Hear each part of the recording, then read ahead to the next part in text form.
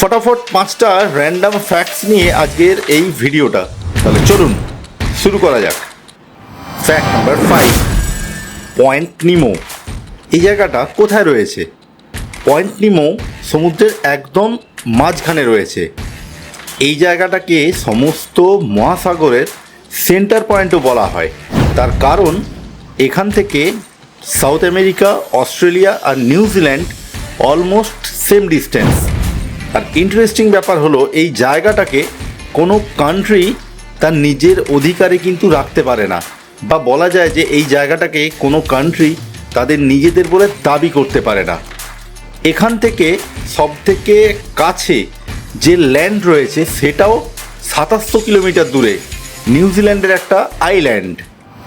Fact number 4, আপনি জানেন কি আমেরিকার মতো এত ডেভেলপড একটা কান্ট্রিতেও এমনও একটা জায়গা কিন্তু একসময় ছিল যেখানে দেখতে খারাপ হওয়াটাও কিন্তু একটা অপরাধ, তাদের এগেনস্টে লিগেল অ্যাকশন নেওয়া হতো। তো 1973 এর আগে এটা কিন্তু আমেরিকাতে অ্যাপ্লিকেবল ছিল। সিটিটার নাম শিকাগো। শিকাগোতে যে কোনো লোক যদি বেঁটে হয় বা গায়ের রং কালো বা দেখতে বাজে হয়, তাদের ক্ষেত্রে কিন্তু লিগ্যাল অ্যাকশন নেওয়া হতো সেই সময়।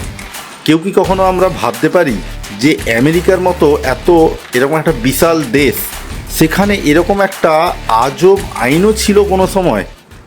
ফ্যাক্ট নাম্বার 3, আচ্ছা এই গাড়ির অয়েল ট্যাঙ্কের ওপরে এই ধরনের যে 15W40 বা 20W40 এই টাইপের এই যে লেখাগুলো থাকে, এর মানেটা কি? তো দেখুন, এই ধরনের আলফানিউমেরিক যে নাম্বার লেখা থাকে, এটা অ্যাকচুয়ালি যে অয়েলের গ্রেড সেইটাকে ডিসপ্লে করে।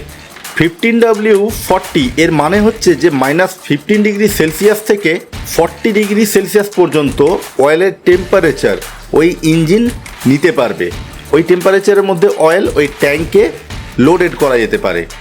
আর -15° টেম্পারেচারের নিচের যে কোনো অয়েল ওই গাড়িতে মানে ওই ট্যাঙ্কে দিলে সেই অয়েলটা কিন্তু জমে যেতে পারে। That's it. ফ্যাক্ট নাম্বার 2, আপনি জানেন কি অযোধ্যার রাম মন্দিরের নিচে একটা টাইম ক্যাপসুল রাখা হবে? কি এই টাইম ক্যাপসুল? আসলে বন্ধুরা, অযোধ্যার রাম মন্দিরের নিচে যে টাইম ক্যাপসুলটাকে ঢোকানো হবে তা কয়েক শতাব্দী পরেও যেন ঐতিহাসিক দলিল হিসেবে সেই সময় যারা থাকবেন তাদের সামনে সেটা পরিচিতি দেবে। টাইম ক্যাপসুলের ঐতিহাসিক গুরুত্ব একটা দলিল হিসেবে পরিচিত, যেখানে একটা সময়ের একটা সামাজিক এবং রাজনৈতিক ও সাংস্কৃতিক অবস্থা উল্লেখ করা হবে। আর এই পুরো নথিটি তামার সিটে লেখা থাকবে। ফ্যাক্ট নাম্বার 1, আমাদের ইন্ডিয়াতে ম্যাক্সিমাম ট্রাকের পেছনে এরকম হর্ন ওকে প্লিজ লেখা থাকে কেন? দেখুন, এর একটা কারণ আছে। বলা হয়ে থাকে যে এই হর্ন ওকে প্লিজের মানে একজন ট্রাক ড্রাইভারকে ওভারটেক করার জন্য আপনি যখন হর্ন দেন, সে সাইড দেওয়ার জন্য প্রথমে আগে সামনে সে তার সাইডটাকে দেখে, তারপরে সে লাইটে ইন্ডিকেটর দিয়ে আপনাকে মেনশন করেন, তারপরে সে আপনাকে ওভারটেক করার সম্মতি দেন এবং আপনাকে সাইডও দেন। এই পুরো প্রসেসটাকেই এই হর্নকের ওকে মানা হয়।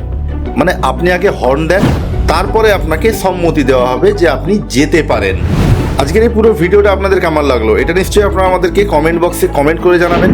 আর চ্যানেলে নতুন হলে সাবস্ক্রাইব করে বেল বাটনে অবশ্যই সবাই প্রেস করবেন। সবাই ভালো থাকবেন, টেক কেয়ার, টাটা।